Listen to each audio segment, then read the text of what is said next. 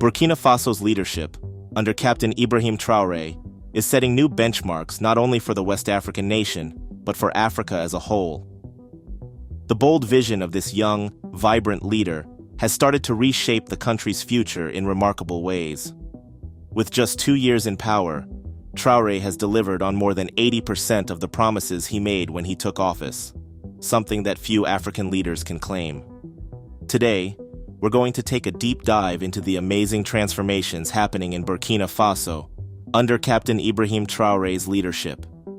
And I must warn you, the developments we're about to discuss might leave you longing to pack your bags and move to Burkina Faso, or even start questioning your country's leadership. Stay tuned for a riveting exploration of this remarkable journey.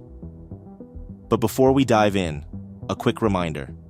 If you're new here, don't forget to like and share this video to spread the word about what's happening in Burkina Faso. And of course, hit that subscribe button and tap the notification bell so you never miss our updates.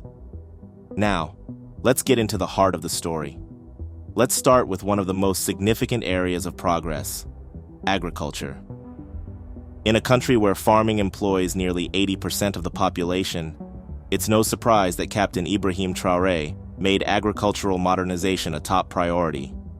His administration has introduced advanced agricultural machinery, distributed fertilizers, and provided subsidies to farmers. This initiative is revolutionizing farming in Burkina Faso, especially in rural areas where traditional farming methods were commonplace. But why is this such a big deal? Well, Burkina Faso, like many other African nations, has long relied on imported goods for food security. Tomatoes, for instance, were being exported to neighboring countries, while Burkina Faso imported tomato paste from Europe. Under Traore's leadership, that is changing.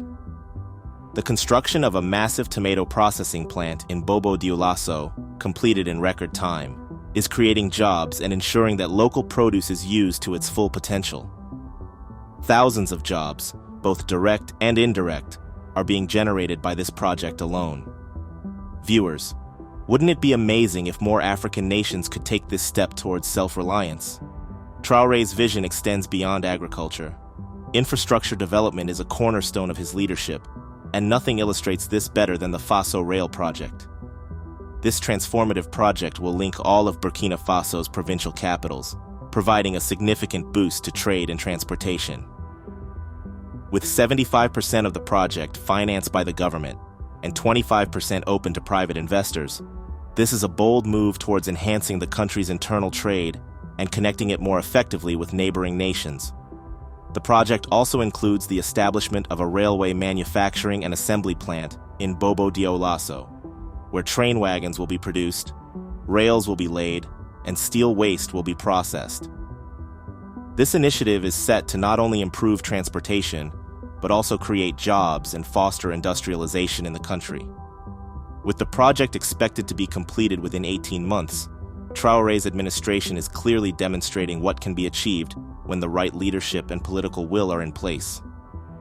Could this be a model for other African countries? Let us know what you think in the comments.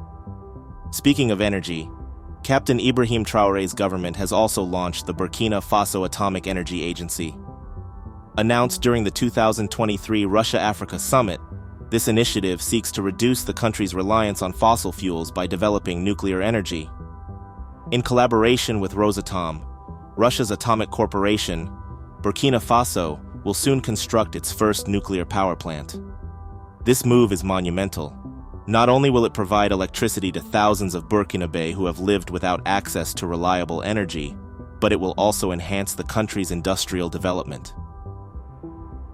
Imagine a small West African nation like Burkina Faso harnessing the power of nuclear energy, something that larger, wealthier nations have struggled to do.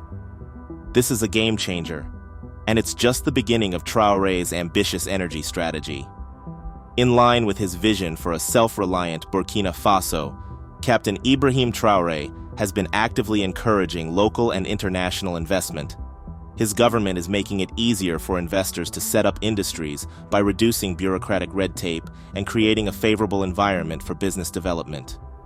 Traore's message is clear: Burkina Faso is open for business, and the government is ready to support those willing to invest in the country's future. One of the key areas where this is evident is the establishment of the Pharmaceutical Technopole in Kogo, an ambitious project aimed at producing medicines locally. This Pharmaceutical Hub is projected to reduce the country's reliance on imported drugs, create jobs, and improve healthcare services. With the global health crises we've witnessed in recent years, this move positions Burkina Faso as a leader in African pharmaceutical manufacturing. Isn't this the kind of bold, forward-thinking leadership Africa needs more of? Burkina Faso is one of Africa's largest gold producers, but for years, the wealth generated from this valuable resource flowed out of the country. Under Traore's leadership, that is changing. The government has initiated the development of a domestic gold refinery. By processing gold locally, Burkina Faso will retain more of the wealth generated from its natural resources, creating jobs and boosting the national economy. This project is an important step toward reclaiming control over the country's resources.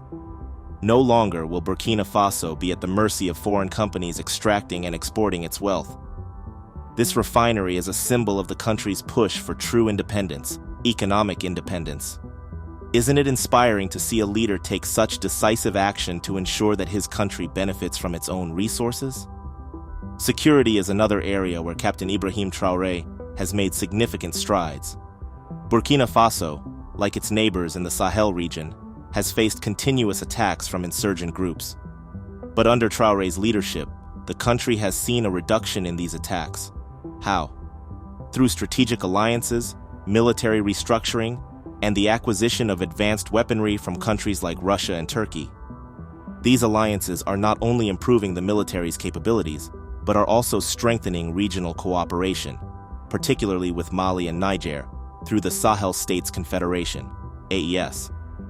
By working towards a real independence from colonial powers like France, these three nations are setting a new precedent for African self-determination. Traore's government has redefined Burkina Faso's role in the fight for sovereignty, not just militarily, but also economically and politically.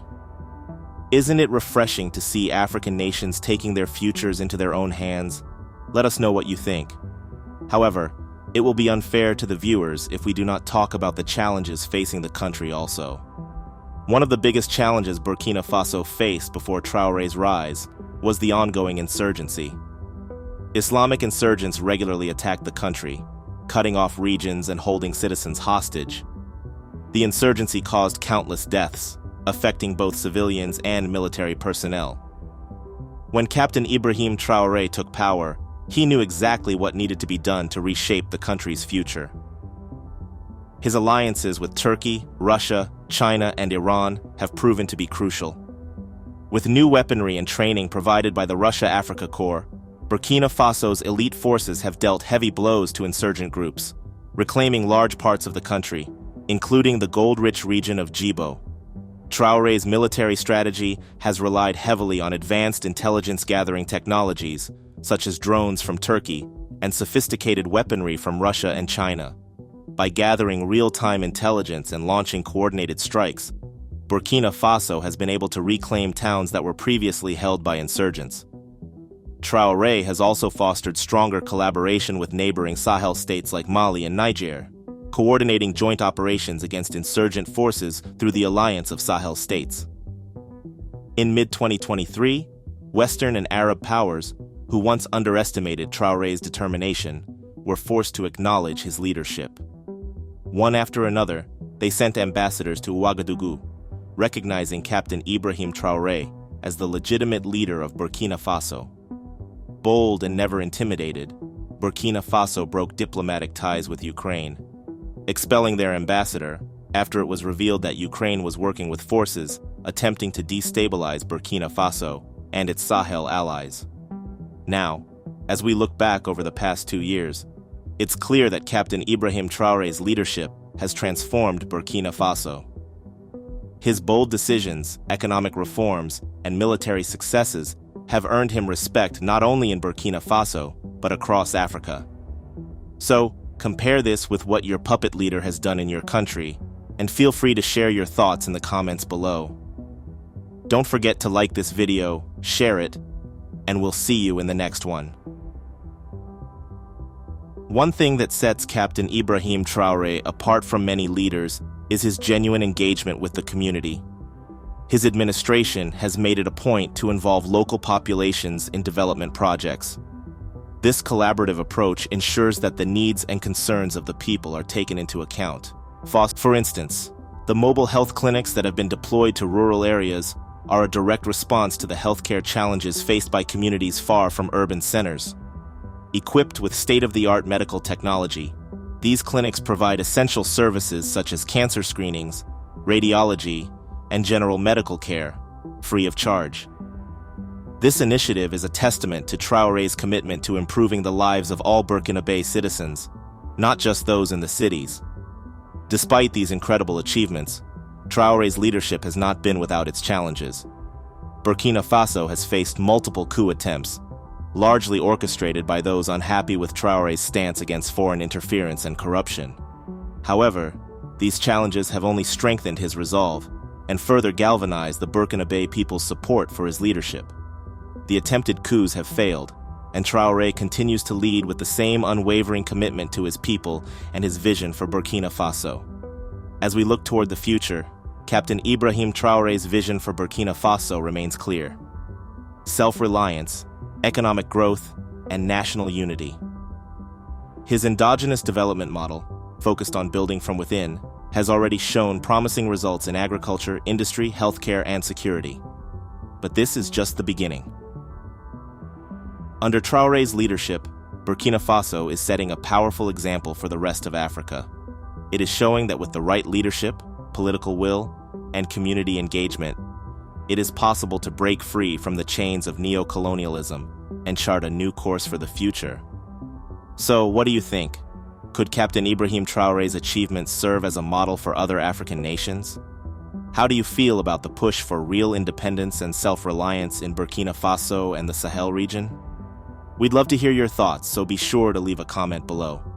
And if you haven't already, hit that subscribe button and turn on notifications to stay updated on Captain Traore's ongoing developments in Burkina Faso.